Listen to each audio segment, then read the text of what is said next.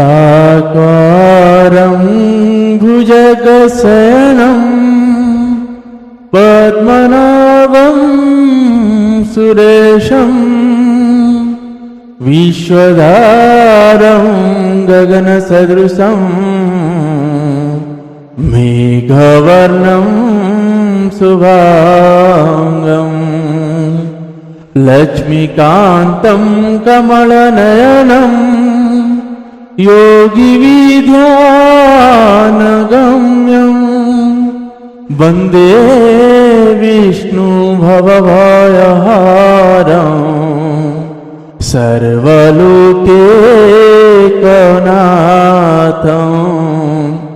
सर्वलोकैकनाथं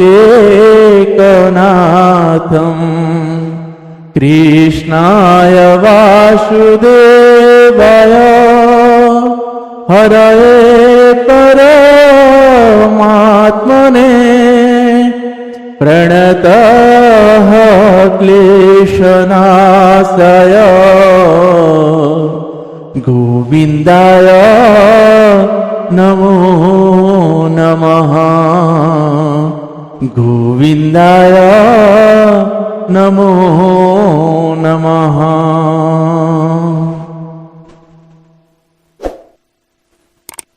आप सभी को सादर जय श्री सीताराम। आइए आज हम सभी पूज्यपाद गोस्वामी श्री तुलसीदास जी महाराज जी के द्वारा रचित श्री रामचरितमानस जी से उत्तरकांड श्रवण कराएं, जहां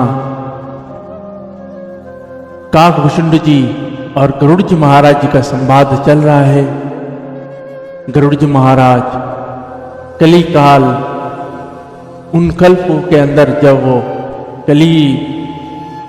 कलियुग में आए थे, तब वो कलियुग का वर्णन करके गरुड़ जी को बता रहे हैं कि कलियुग में कैसा आचरण होगा, लोग कैसे होंगे, क्या करेंगे,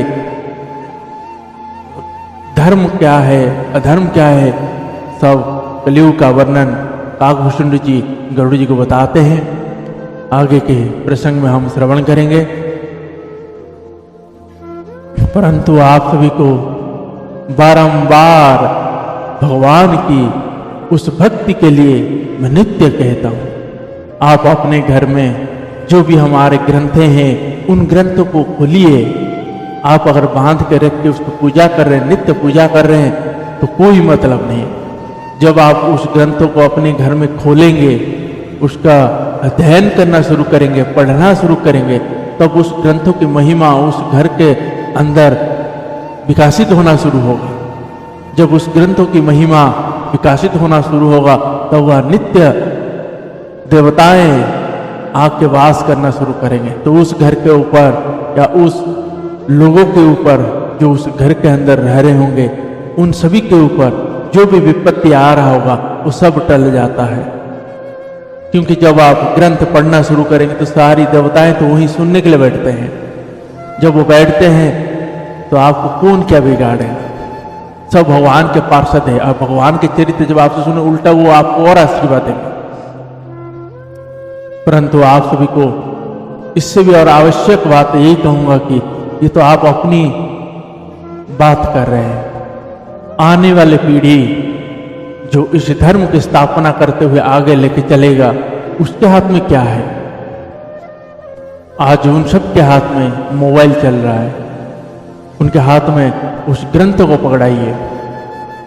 सब काम करने के बाद, सब काम करते हुए, स्कूल जाते हुए, पढ़ाई करते हुए या करने के बाद उनको शाम को आधा घंटा कम से कम उस ग्रंथ के पास बैठाइए और उनके ही मुख से उसको श्रवण कराइए, पढ़ाइए, ताकि धीरे धीरे पढ़ेंगे। 1 दिन, 2 दिन, 4 दिन, उसका धीरे धीरे उसका मन लगना शुरू हो जाएगा और वो ग्रंथ को पढ़ना शुरू होगा। जब उस ग्रंथ से अमल करना शुरू होगा, अब उसके सेल्फ कॉन्फिडेंस भी बढ़ना शुरू हो जाएगा। जब उसका सेल्फ कॉन्फिडेंस बढ़ेगा तो उसको कोई रोक ही नहीं सकता।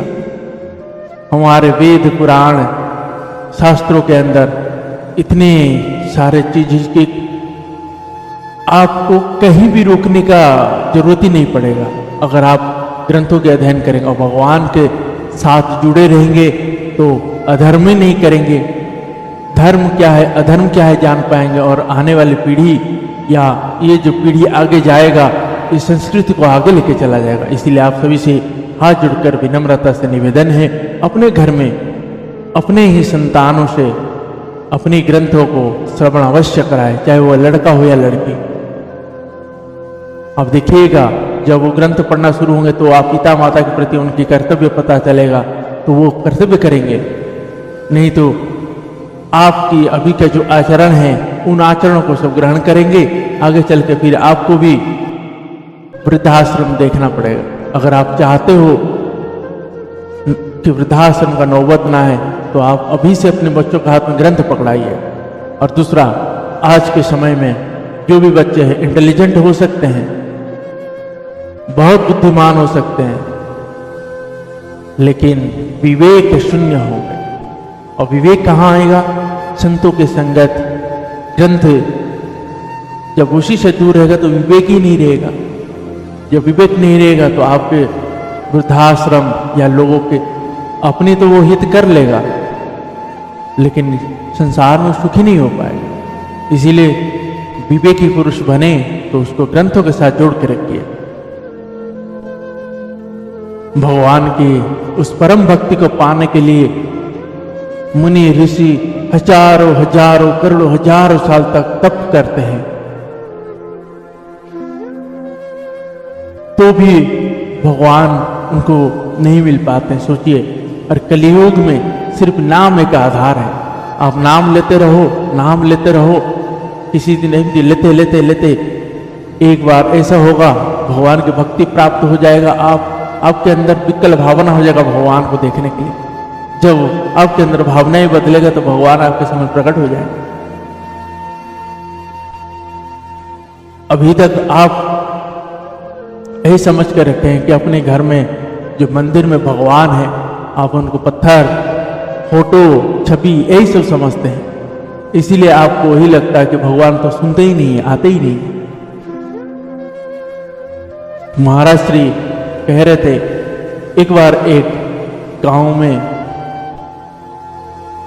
एक जो गाय चराने जाते हैं, उन्होंने एक बार सोचे कि ऐसा कौन से भगवान को पूजा किया जाए जिनको जो जब मांग दो तब वो दे दे। तो एक बार ऐसे जंगल में गाय चरा रहे तो एक संत मुनि देखे, तो संत मुनि के पास गए और बोले, महाराज जी मुझे आपकी थोड़ा सा मदद चाहिए। महाराज जी बोले, बताओ बच्चे क्या चाहिए? तब उन्होंने बोले कि महाराज जी मुझे ऐसी कोई भगवान का नाम बताइए या और कोई मंत्र दीजिए और भगवान का नाम बताइए तो जो मांगो वो मिल जाए वैसे भगवान। पहले तो ये पूछे थे कि मुझे जो भी कुछ चाहिए अगर मैं किसी को मांगू तो मिल सकता है क्या? तो गुरु जी बोले हाँ मिल सकता है। तो उन्होंने उनको बोले बताइए आपको कौन सा भगवान पसंद है? बोले आप बता दीजिए, जो भगवान मुझे दे पाएंगे उनको दे दीजिए। तब वो संत महाराज जी ने भगवान श्री कृष्ण जी का छवि दिए। छवि देने के बाद बोले इनको ही आप जपिए, आपको सब कुछ मिल जाए। वो लेके आए, जैसे कच्चा घर था, कच्चा घर में जहाँ से मंदिर टाइप का बना हुआ होता है तो उसके अंदर उनको लाकर बिठाए। बिठाने के बाद उनको प्रसाद चढ़ाए, अगरबत्ती दिए। ऐसे करते हुए 2-3 दिन हो गया। अब देखे कुछ वो सुन ही नहीं रहे, कुछ बोल ही नहीं रहे। अब फिर उनका मन ठीक नहीं रहा तो वो संत महाराज जी के पास गया। संत महाराज जी के पास जाके वो बोले कि महाराज जी आपने जी कन्हैया जी को दिए थे, उन्होंने तो सिर्फ बैठे हुए हैं, कुछ सुन ही नहीं रहे। और कोई भगवान दीजिए जो जिनको मांगो मिल जाएगा। तो उन्होंने काली मैया का फोटो दे दिया कि आप एक काम करिए, काली मैया है, ये जो भी मांगोगे तुरंत मिल जाए, आप इनको ये करिए। अब काली मैया का फोटो लेकर आए। अब क्या कि पहले जहाँ श्री कृष्ण जी को बिठाए थे उनके अंदर से कृष्ण भगवान को निकाले, उसके बगल के दीवार में कीला ठोके और उसमें उनको टांग दिए। अब बोले आप तो कुछ सुनने वाले हो नहीं, इसलिए अंदर बैठ के क्या करोगे? आप बाहर लटकिए। अंदर क्या किए? काली मैया को स्थापना कर दी। अब वो बतासे का भोग लगाए और अगरबत्ती लगाए। अगरबत्ती लगा के इधर जब बाईं तरफ उसको घोप दे तो उस अगरबत्ती के जो धुआं है वो सीधा उस मंदिर के अंदर ना जाके वो श्री कृष्ण जी यहाँ वहाँ कोने में बैठे हुए हैं ऊपर उनके पास जा रहा है। तब इन्होंने देखे कि बोले अरे ऐसा है, जब अंदर थे तब धुआं देता था तब नहीं लेते थे, अब तो ये जानबूझ के धुआं खींच रहे हैं अपनी ओर। अब क्या किया जाए इसे सोचे। उसके बाद उन्होंने क्या किए ना, रुई लेके आए और उस भगवान की छवि के फोटो में उनके नाक में लगा दिया। और लगाने के बाद बोले कि अब खींच के देखिए, मैं 3 दिन से प्रसाद लगाया अगरबत्ती लगाया नहीं सुन रहे थे, अब धुआं खींच रहे हैं।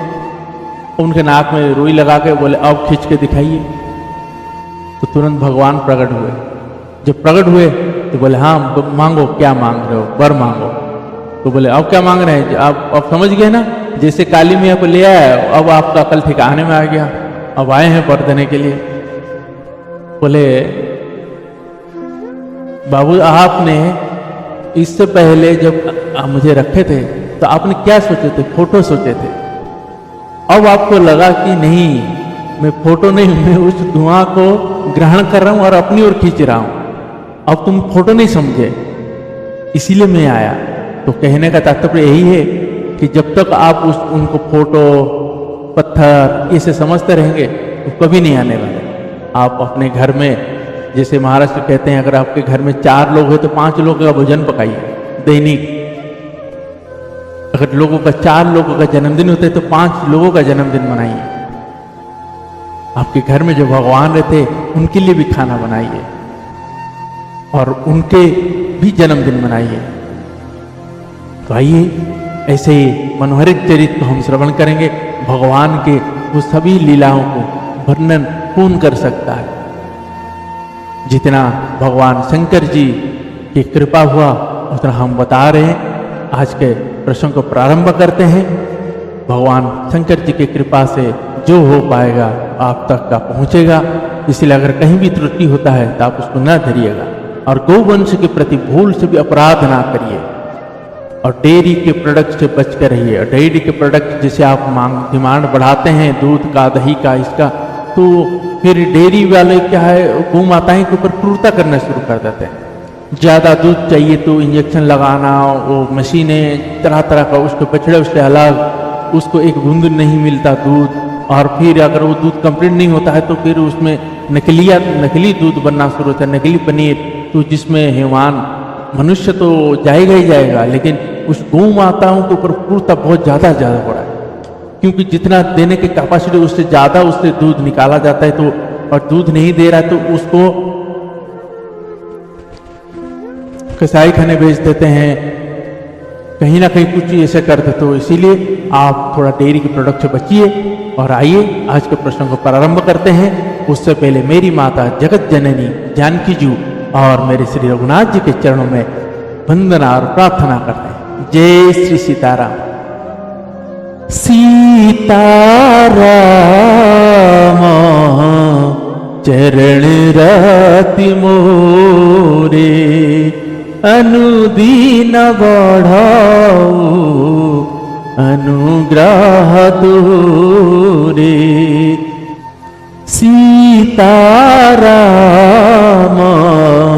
चरण रति मोरे, अनुदीन बढ़ाओ अनुग्रह दूरे।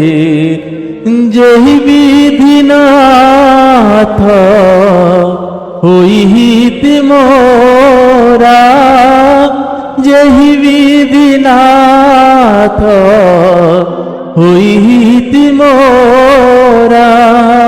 करहूँ सवेगी में दास हूँ तोरा, करहूँ सवेगी में दास हूँ तोरा। सीताराम राम राम सीता राम राम राम, राजा राम राम राम राजा राम राम राम सीता राम राम राम सीता राम राम राम राजा राम राम राम सीता राम राम राम। श्री श्यावर रामचंद्र भगवान की जय। श्री बालकृष्ण भगवान की जय। श्री उमापति महादेव की जय। श्री पवन सुत हनुमान जी महाराज की जय। श्री पूज्य पाद गोस्वामी श्री तुलसीदास जी महाराज की जय। श्री रामचरितमानस भगवान की जय। गुरुदेव भगवान की जय। ओम नमः पार्वती पतये हर हर महादेव।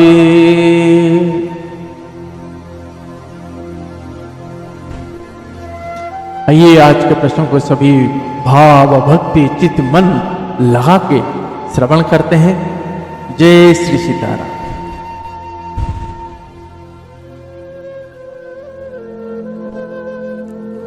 दोहा। ब्रह्म पयोनिधि मंदर ज्ञान संत सुराही कथा सुधा मति काढ़ई भगति मधुरता जाहि। ब्रह्म वेद समुद्र है, ज्ञान मंदरांचल है और संत देवता है जो उस समुद्र को मथ कर कथा रूपी अमृत निकालते हैं जिसमें भक्ति रूपी मधुरता वसी रहती है। बीरति चर्म अस ज्ञान मद लोभ मोह रिपुमारी जय पाई सो हरि भगति देखो खगेश विचार। वैराग्य रूपी ढाल से अपने को बचाते हुए और ज्ञान रूपी तलवार से मद लोभ और मोह रूपी बैरियों को मार कर जो विजय प्राप्त करता है वह हरि भक्ति है। हे पक्षीराज, इसे विचार कर देखिए। उन्नीस प्रेम बोले ठगराओ जो कृपाल मोहि ऊपर भाव नाथ मोहि निज सेवक जानी सप्त प्रश्न मम कहु बखानी। प्रथम ही कहु नाथ मति धीरा सबते दुर्लभ कवन शरीरा बड़ दुख कवन कवन सुख भारी सो संच पहि कहु विचारी। संत संत मरमा तुम जानाऊ तीन कर सहज स्वभाव बखानाऊ।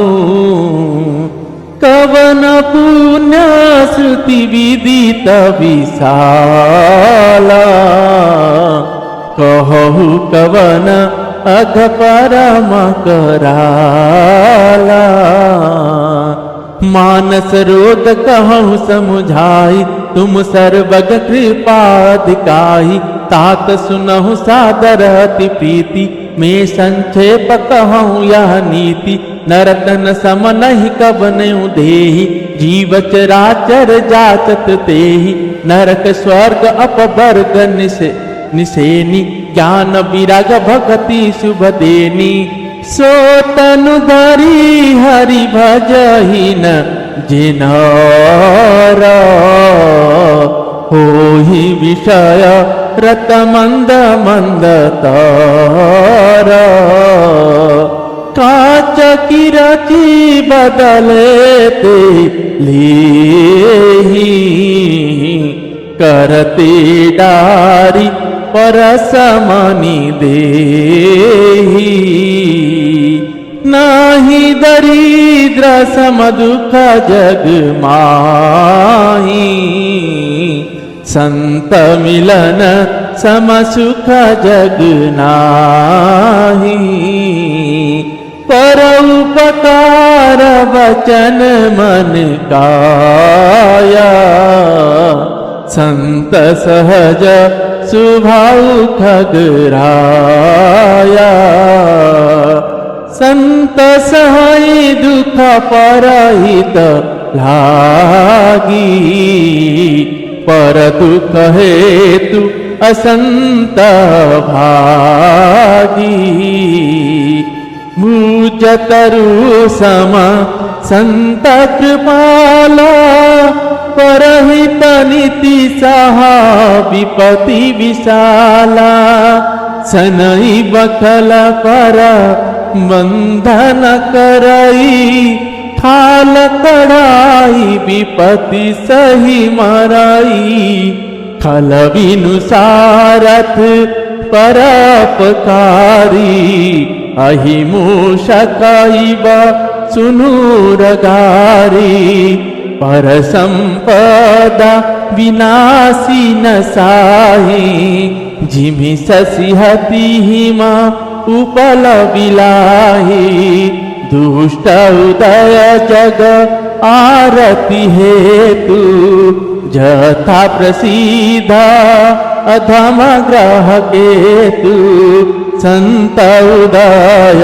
संतत सुखकारी विश्व सुखद जिमि इंदु तमारी परम धर्म श्रुति विदित हिंसा पर निंदा समा आघन गरीसा हर गुर निंदक दादुर होई जन्म सहस्र पाव तना सोई दीज निंदक बहु नरक भोगकारी जग जनमाई बायस शरीर धरी सुर श्रुति निंदक जे अभिमानी रौरव नरक परहित प्राणी हो ही उलूक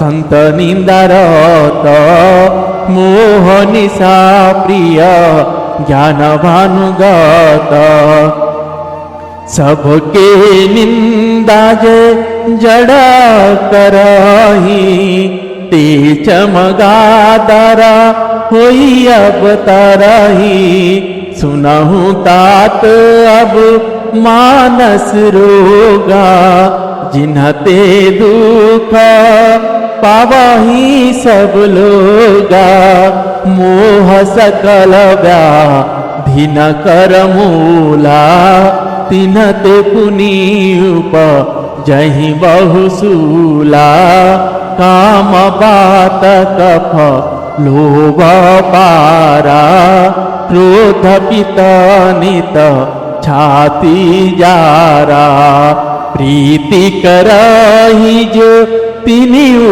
भाई उपजई सन्या पत दुखदाई विषय मनोरथ दुर्गम नाना ते सब सूल नाम को जाना ममता दादु कंदु हरशाई हर्ष विषाद गरह बहुदाई पर दुख देखी जरनि सोई छाई तुष्ट दुष्टता मन कुटिलाई अहंकारति दुखद डमरुआ दंभ कपट मद मन ने होरुआ तृष्णा उदर बुद्धि अति भारी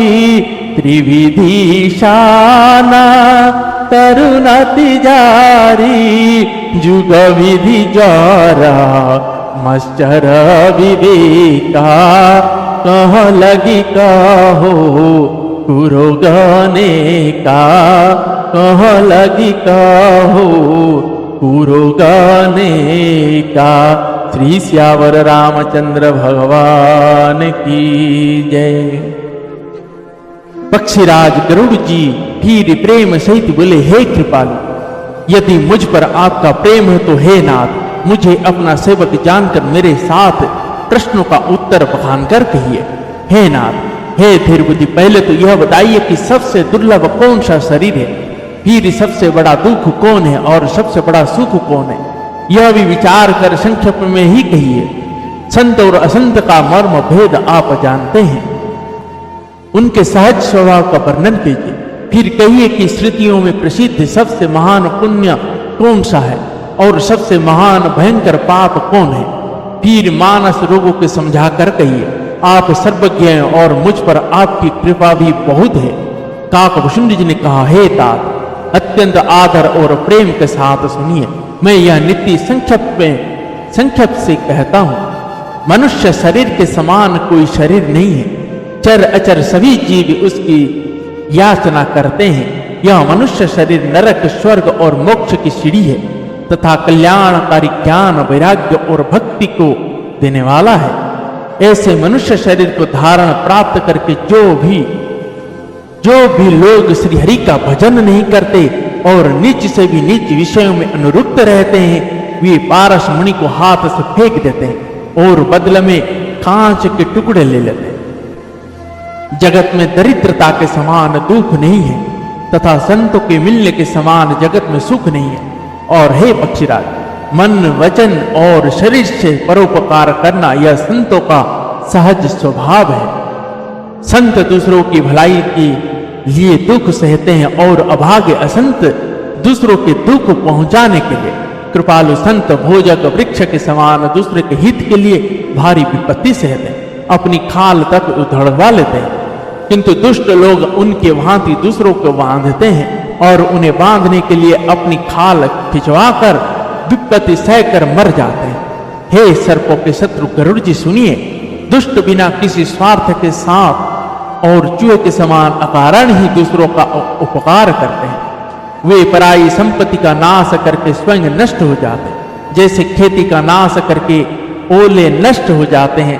दुष्ट का अभ्युदय मतलब उन्नति, प्रसिद्धि, अधर्म ग्राह केतु के उदय की भांति जगत के दुखों के लिए ही होता है और संत का अभ्युदय सदा ही सुखकर होता है, जैसे चंद्रमा और सूर्य का उदय विश्व भर के लिए सुखदायक है।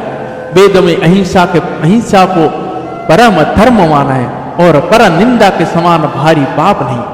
शंकर जी और गुरु की निंदा करने वाला मनुष्य अगले जन्म में मेढक होता है और वह 1000 जन्म तक वही मेढक का शरीर पाता है। ब्राह्मणों की निंदा करने वाला व्यक्ति बहुत से नरक भोग कर फिर जगत में कौवे का शरीर धारण करके जन्म लेता है।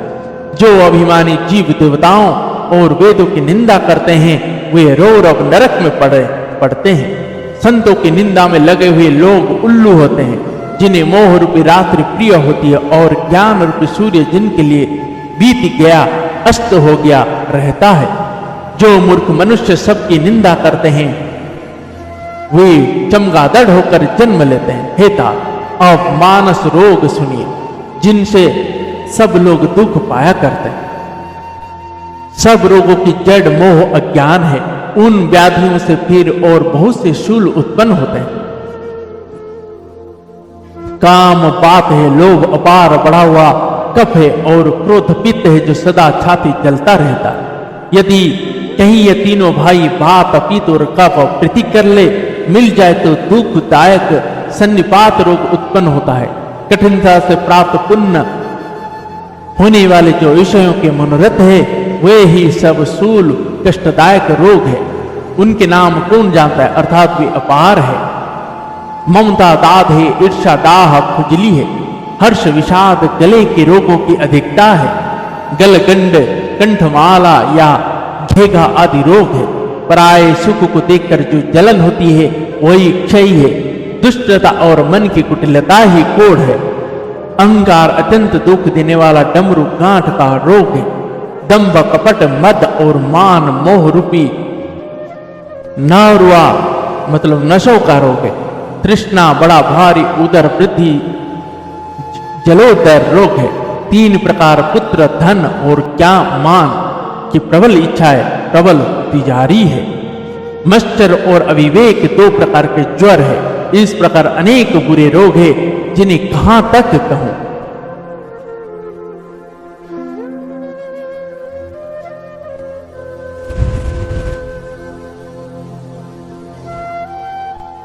दोहा, एक व्याधि वस नर मरहि, ए असाधि बहु व्याधि, पीड़हि संतत जीव कहूं सो किम लह समाज। एक ही रोग के वश होकर मनुष्य मर जाते हैं, फिर ये तो बहुत से असाध्य रोग है।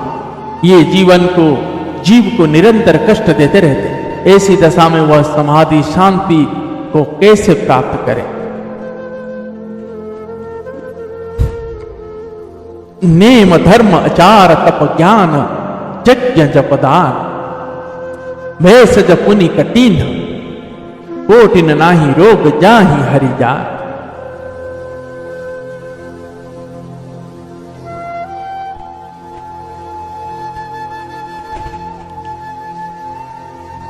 नियम धर्म आचार उत्तम आचरण तप ज्ञान यज्ञ जपदान तथा और भी करोड़ों औषधियां हैं, परंतु हे गरुड़ जी उनसे ये रोग नहीं जाते। जय जय श्री सीताराम। आज के प्रसंग में हम गरुड़ जी जो प्रश्न किए वो सुने, आप सुनिए और समझ जाइए कि हमें अगर कैसे कैसे रोग किस किस कारण हो जाता है, ये सब इसके बारे में समझिए। क्या क्या हमारे जो जन्म किसी भी जन्म में हम लोग क्या किए हैं जिसका वो फल भोग रहे हैं, और दारिद्रता क्या है, ये सब आप सुनिए। जो काकभूषुंड जी ने पक्षीराज गरुड़ जी को बता रहे हैं। भगवान रघुनाथ जी की मोह जो गरुड़ जी को लगा था, उस मोह के कारण गरुड़ जी महाराज काकभूषुंड जी महाराज जी के पास आए हैं, जो भगवान के प्रसंग में सुन रहे हैं, जिसमें उनकी मोह छूट गया है। जिससे हम लोग जब तक हम ग्रंथों से या भगवान के नामों से नहीं जुड़ेंगे तब तक हमें हर चीजों के प्रति मोह बनी रहेगी। तो इसीलिए जो आप सुख समानों में ढूंढते हैं वो असली सुख नहीं है। जैसे हमारे शरीर को भोजन अति आवश्यक है क्योंकि शरीर को रखना है जिंदा रहने के लिए, वैसे भजन भी उससे ज्यादा आवश्यक है। अगर भजन आपके मन में बनी रहेगी तो उस जो आत्मा बैठा हुए उसके लिए भोजन है, वो तृप्त रहेगा। जब वो तृप्त रहेगा तो आपको संसार में मोह नहीं व्यापेगा। इसीलिए भगवान का नाम उच्चारण करते रहिए। जैसे कल हम श्रवण किए थे, काकभूषुंड जी कहते हैं कलियुग में आपसे माया ऐसा नचाएगा कि आप समझ नहीं पाओगे। अगर भगवान का नाम आप लेते ही रहोगे बार बार, जब मन करे तब लेते रहोगे, तो माया डरती है, तो माया का प्रभाव कम हो जाती है। इसीलिए भगवान का नाम लेते रहिए। और गोवंश के प्रति जो अपराध आपसे हो रहा है उससे आप त्यागिए, उनके सेवा मन भाव से करिए, उनके भोजन का व्यवस्था कराइए, उनको गर्मी का समय उनको पानी पिलाइए, और अगर बीमार हैं तो उनकी देखभाल करिए, उनके डॉक्टर बुलाइए, उनकी इलाज कराइए। और अगर आप गाड़ी चला रहे हैं तो गाड़ी देख के चलाइए। अगर आपकी गाड़ी से कोई भी गोवंश का एक्सीडेंट हो जाता है, आपका तो प्राण चला जाएगा, हाथ पे टूट जाएगा, तो आपको खिलाने के लिए लोग मिल जाएंगे। लेकिन उस गोवंश का अगर कोई हाथ पांव पैर वगैरह चला जाए तो उनके लिए बड़ा दिक्कत हो जाता है, क्योंकि उनको भोजन के लिए इधर उधर जाना पड़ता है। तो इसीलिए अगर उनके हाथ पैर वगैरह कट जाता है तो उनको कौन खिलाएगा। इसीलिए आप सभी से हाथ जोड़कर विनम्रता से निवेदन है कि अगर आप गाड़ी चला रहे हैं तो देख के चलाए, अपने को भी बचाए और उन निर्दोष बेजुबान जीवों के ऊपर भी दया करें। जय श्री सीताराम। आइए पुनः कल हम सभी भगवान की कृपा से मिलते हैं। तब तक के लिए हरे कृष्ण कृष्ण कृष्ण हरे हरे, हरे राम राम राम हरे हरे, हरे कृष्ण कृष्ण कृष्ण हरे हरे, हरे राम राम राम हरे हरे, राम राम हरे हरे। श्री श्यावर रामचंद्र भगवान की जय। पवन तनय संकट हरणे मंगल मूर्ति रूप, राम लखन सीता सहित हृदय वसहु सुरभो। श्री सियावर रामचंद्र भगवान की जय।